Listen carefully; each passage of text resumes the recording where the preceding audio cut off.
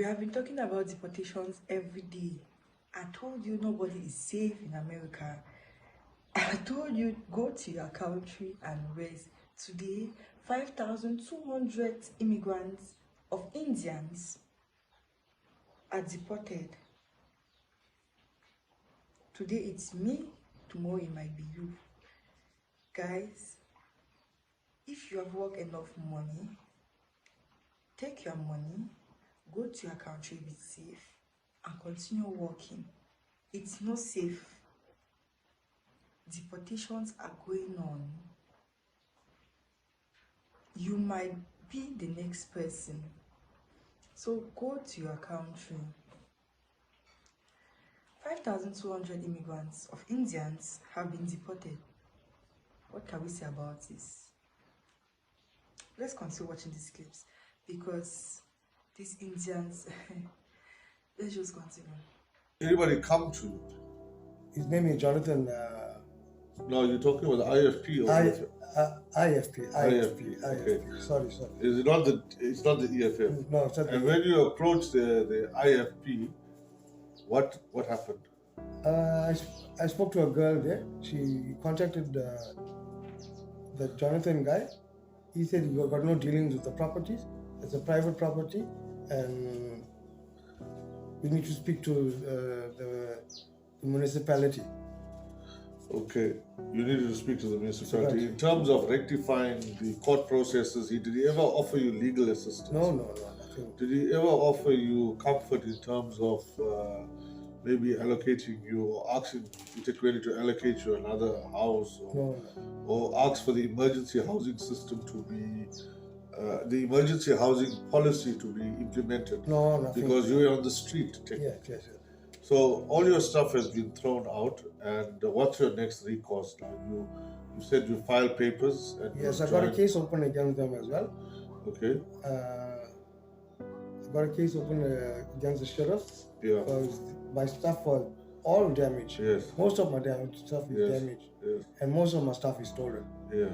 And now to Canada. The border between the United States and Canada is experiencing an unexpected increase of undocumented immigrants. According to Customs and Border Protection, a record high 5,000 undocumented Indians entered the United States from Canada on foot in June alone. For the first time ever, a higher number of Indian immigrants have entered the United States via the Canadian border than the Mexican one. Washington has alerted Ottawa as concerns mount over the Trudeau government's visa policies. Here's our report with more. The US-Canada border, once the world's longest symbol of peaceful coexistence, has quietly become the front line of a new immigration challenge.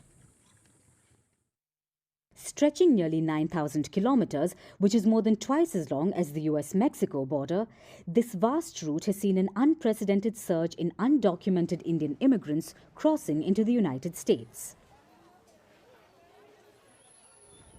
In June 2024, the situation reached a tipping point. That month alone, a record 5,152 undocumented Indians crossed from Canada into the US on foot. This figure not only shattered previous records, but also marked a significant shift in migration patterns. Because for the first time in history, more Indians were recorded entering the US from Canada than from Mexico.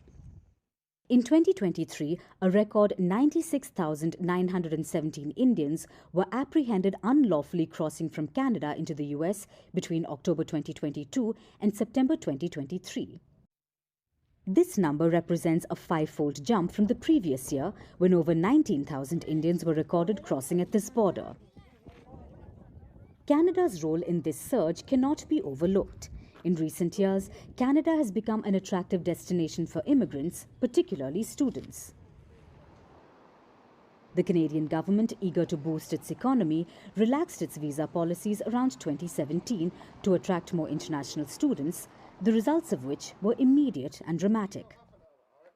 Between 2018 and 2022, the number of international students in Canada skyrocketed by 61%, from 566,000 to a whopping 800,000 students.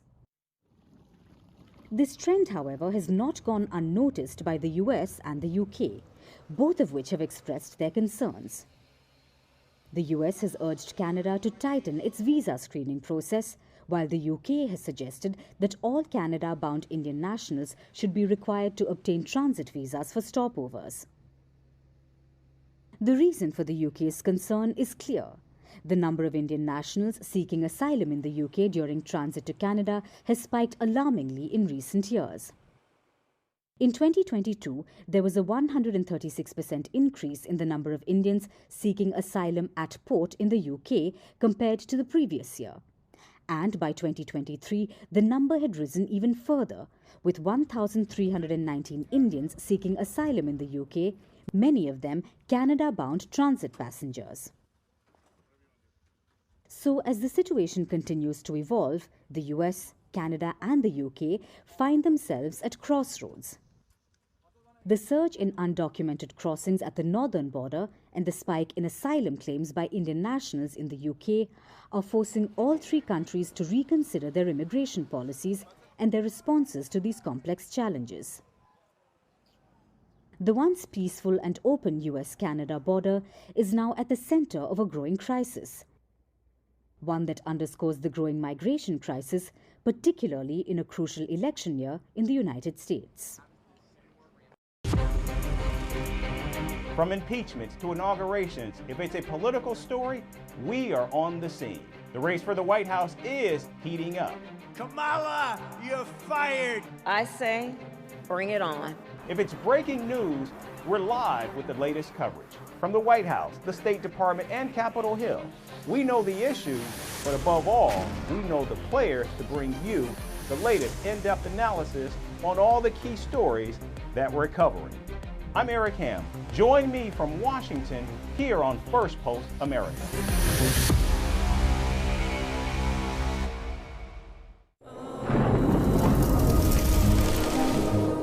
Climate change is on our doorstep.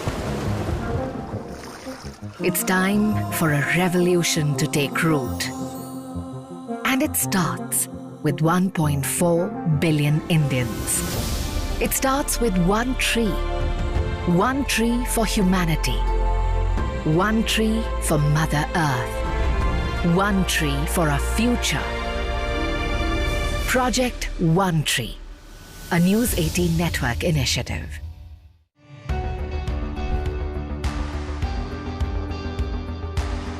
Across continents, one powerful news source. Bringing you diverse perspectives on the issues that matter.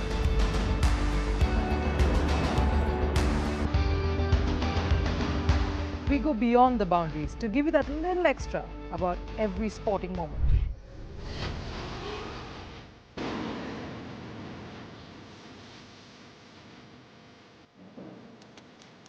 So thank you for making First Post 5 million strong.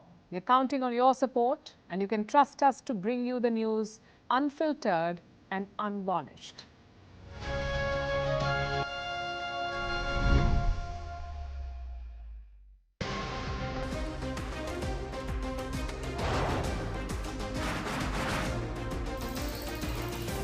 On the show today, the T20 World Cup bandwagon has moved across to the West Indies. What can we expect from this? Hello, I'm Alison Green, coming to you from Durban, South Africa. Today we have a special show. We start with a report on India's shifting.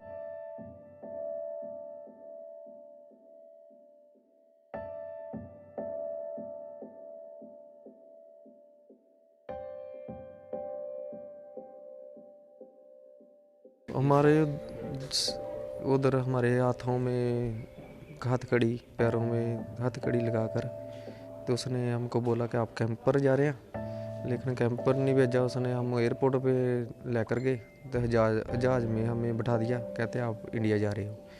फिर हमको 40 घंटे लगे Amritsar airport पहुंचने के लिए। जब वो पहुंचा तो उसने हमारे पैरों हाथ की बेड़ी खोल दी। कितने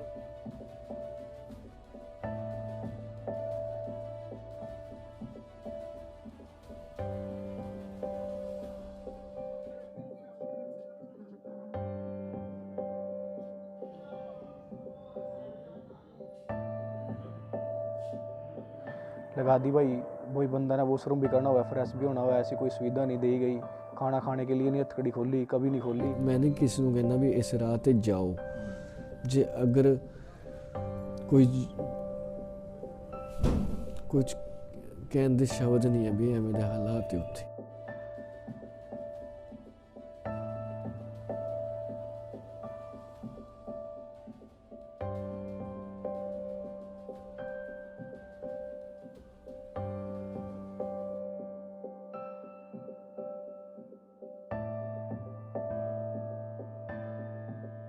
Just because you have a visa to the United States doesn't actually guarantee you entrance once you get here. Indians were turned back at the airport after trying to enter on their F1 student visa. Now, these visas were issued at the US Embassy abroad, but when they came in, CBP determined that they were not coming in to study and canceled their visas, sent them back to India, and banned them for coming back for 5 years. It's important to understand that this happens. CBP at the airport can go through your phone, can go through your messages, your pictures, your luggage, or your purse to determine if you're actually coming into the United States for the reason listed on your visa. If they think you're not, they could send you back, cancel your visa, and ban you for coming back to the United States for 5 years, just like they did to the Indians. If this happened to you or somebody you know, there are certain waivers that may allow you to come back before the 5-year period is up. So make sure you talk to an immigration attorney so you could try to get 104 Indians have been deported back to India. Here is the gist in full. The United States have deported 104 Indians back to India. But here's the twist. They did it using a military plane. This marks the first time a US military aircraft has been used for deportations to India. These individuals had reportedly entered the US illegally over the years. Now, guess where they landed? Amritsar. For those who don't know India, that's the northern part of India. But here's where it gets a bit political. The mass deportation comes just before a planned meeting between the US President Donald Trump and India's Prime Minister Narendra Modi. Immigration is definitely on the table under discussion. This is where the whole thing gets controversial. Reports claim the deportees were shackled during the flight. This sparked protests in India's parliament, with lawmakers calling it inhuman and demanding answers from Donald Trump. Now here's the fun fact. There are reportedly about 18,000 Indian nationals living illegally in the US, and this deportation seems to be part of a bigger crackdown. What are your thoughts on this? Is it justified, or did the US just go too far? Drop your comments and don't forget to like, share, and follow for more global updates. I think there is something really, really bad going on in the US. I know US government trying to deport all the illegal migrants, and which is understandable. But there is a way you can send those illegal migrants. You know? They're not criminal. They're not terrorists. What you're doing, you're sending them by, putting handcuffs, and you're sending them their country. That doesn't look like you care about human right, Nobody, no other country said they don't want to accept their citizen. They wanted to accept their citizen, but you send them with the dignity, They came here with their hard work. They paid so much money. Some of them lost everything to come here in the US or in Canada. So at least send them with the dignity, Show some respect. सिर्फ एक दिन में 21 Indian students को US से deport कर दिया गया। ये सारे डिपोर्टेशन शिकागो, एटलांटा और सैन फ्रांसिस्को एयरपोर्ट पे किए गए। ये सभी स्टूडेंट्स F1 वीजा लेके यूएस एंटर कर रहे थे और एयरपोर्ट पर इमिग्रेशन इंटरव्यू के दौरान ऑफिसर्स ने इन्हें डिटेन किया, उसके बाद से इन्हें डिपोर्ट कर दिया। एज पर मीडिया रिपोर्ट्स ये सभी स्टूडेंट्स आंध्र प्रदेश और तेलंगाना से बिलोंग करते हैं और इनके मुताबिक पहले इन्हें डिटेन किया गया, फिर इनके लगेज और इनके डिवाइसेस को चेक किए गए, उसके बाद से इनके व्हाट्सएप मैसेज को भी रीड किया गया और ये कहा गया कि अगर आप पीसफुली इस कंट्री को नहीं छोड़ते हैं तो हम आप पर कड़ी कार्रवाई करेंगे, और साथ ही इन सभी स्टूडेंट्स पर 5 साल का बैन लगा दिया गया है यूएस में एंटर करने से। अब ये सारे स्टूडेंट्स बहुत डरे हुए हैं, बहुत कंफ्यूज्ड है कि उनके साथ ऐसा क्यों हो गया, साथ ही उनके बहुत सारे पैसे वेस्ट हो गए। लेकिन मैं आपको एक बात समझा दूं कि वीजा मिलना इज नॉट अ गारंटी कि आप यूएस में एंटर कर ही जाएं।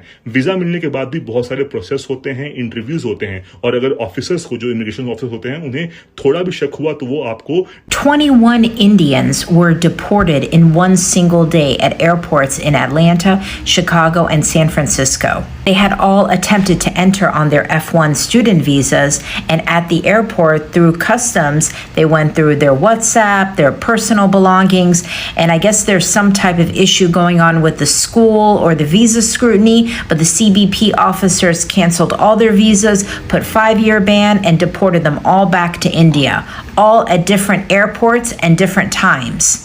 What happened here? Why were they issued all student visas at the embassies, but then they came to the US and at the airports they were canceled visas and deported back?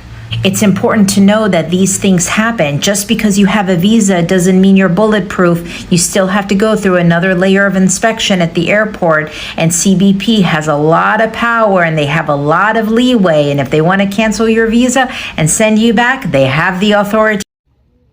Okay, so I'm back. So last night we discovered that there was about 15 American Indians from children age all the way to like the mid-20s. I did find a couple people that was in their 30s that was sent from New Orleans to England to Sierra Leone. So let's go back and look at it. I'm back here. We're going to go to the itinerary. We're going to pick the embarkation place. Where they're leaving from is going to be mainland North America. Okay. We're going to pick this embarkation where they landed was still mainland North America, and it brings us back to that number of 15,348. It would have brought you to this number even if you just select mainland North America as the embarkation. All right, so as you can see, the first person that we have here is Kwame. He's a 7-year-old boy, and we're gonna click on him. So he left St. Mark's, Florida, went to New Orleans, and then in 1843, he landed in Gloucester, which is in England. As you can see, it said he further settled into Sierra Leone. And then if you don't believe me that this was an Indian, they actually provide the National Archives proof where the captain is saying, according to the best of their knowledge and belief, that the person described above were not imported into the United States since January of 1808. We know that they only brought 23 Africans here, and all 23 of them ran away. But let me tell you why this is important right here. In 1843, the United States had just fought its second war against the Seminole Nation. And so all the prisoners of war through the Seminole Nation, they had rounded them up. They put them on ships. They sent them from one part of Florida into New Orleans because they need to get to the Mississippi River so that they can send them to England and other places. So here's an actual primary source from the Library of Congress. This is a book of letters that was written by the Secretary of War, and you can see it says Seminole Indian Prisoners of War. I'm gonna leave the actual website in the comments. I found another great source, and this here is also from the Library of Congress, and it's an article called Live Journal. I'm gonna leave this in the comments as well, and it will actually tell you where to go to look at the primary sources about this. Okay, so all of the primary sources I collected, I'm gonna leave them in the comments. But what's interesting about this is that you can actually go right here to fate, and you can find the captive's fate. What happened to them? Where did they go? So we're gonna click apprentice, 800 of those 15,000 people were turned into apprentices. Okay? You can go back into Fate, and we're gonna click this out, and we're gonna go to died. So you'll be able to see how many died. 422 of that 15,000 died. That means they never made it to Sierra Leone. Where they died at, we don't even know. Okay? You can go back here, choose the captive fate, and you can play around with it and see like where you want. You know, they got some that was apprenticed to a European. So they have 18 of them that was apprenticed to a European, but they did end up in Sierra Leone. Go back to the captive's fate, and like I stated, you can play around with it. You can see exactly what happened to them. But this is proof that the United States government took the American Indian from his homeland and resettled us in Africa. I cannot leave my kids and my wife here. I can't. Tapan Purohit and his wife Ashley Kennedy Purohit feel they're living a nightmare. Tapan came to America on a J-1 visa in 2011. It expired in 2013. Last year, he married Ashley, and they filed an I-130 marriage petition in hopes of regaining his legal status. I prayed so hard that God would send me a good, kind, loving man that would finally be that piece that was missing in our lives, and he did. Things took a turn last December when Tapan was arrested and charged with resisting an officer without violence, a charge that was ultimately dropped. But over the next few months, he was ordered by ICE to purchase a plane ticket for removal, which he did. According to the family's attorney, they filed a series of emergency motions, hoping to delay his removal to give time for the marriage petition to be processed. His motion to delay his deportation was denied on March 11th, but two of those other motions are still pending. At that point, our attorneys had told us to go ahead and cancel the plane tickets, that we had motions filed so that we should have time to be able to continue to petition and pursue. But according to the family, ICE officials arrived at their home this morning demanding Tapan come outside to be taken into ICE custody for deportation. He did not. The family claims ICE officials told them they'd return with a warrant and charged Tapan with failure to comply with supervised release. And at that point, they can kick our door down and come in front of my children and take my husband in front of them. Ashley argues her husband still has a right for the motions to be heard. Tapan and Ashley run a local business and argue they're good, hardworking Americans, not criminals. But they claim throughout this process, they've been treated as less than human by ICE officials. I said, my wife is pregnant, sir, so he said, oh, that's not your kid, that's her kid. Breaking news, deportation has started already in USA. As I'm talking to you, 394 illegal migrants, including Indians, has been deported from USA land in Kitamara City. All these deportees are being detained in US-Mexico border. 394 illegal migrants are being sent home. They are being detained in US-Mexico border, and they are preparing them for reintegration. I wasn't expecting this so soon. I know Trump promised to start deportation, but I wasn't expecting it this soon. He just became the president of America a few days ago, and today 394 illegal migrants are being sent home to their father's land. This deportation thing is going to affect a lot of people, including Nigerians. These are people that spent millions of naira to make sure they are there. Right now, they are being sent home to their father's land. What will now happen if Trump remains in that seat for 2 years? What will happen? A lot of people will be affected, including Nigerians. If you know you dare USA through Appian Way, start making your own arrangement, because this deportation policy is going to affect a lot of people, including Nigerians. People that spent millions of naira are now being sent home to their father's land. It is what it is. Trump is not that kind of leader that will lead with emotions. Get ready, because the journey is so far. Interesting thing I saw is students, people that they came in as students. They came with a student visa, but they never showed the class, and they were deported. Those that are working their visas right now to go out there, please, if you are going for school, go for school. Go to school. because you might be one of those people that are causing the good ones to be deported. Yeah, you might be. Go to school. Look what I've seen. Guys, you go to America, you go for a reason, you don't do that reason. Why?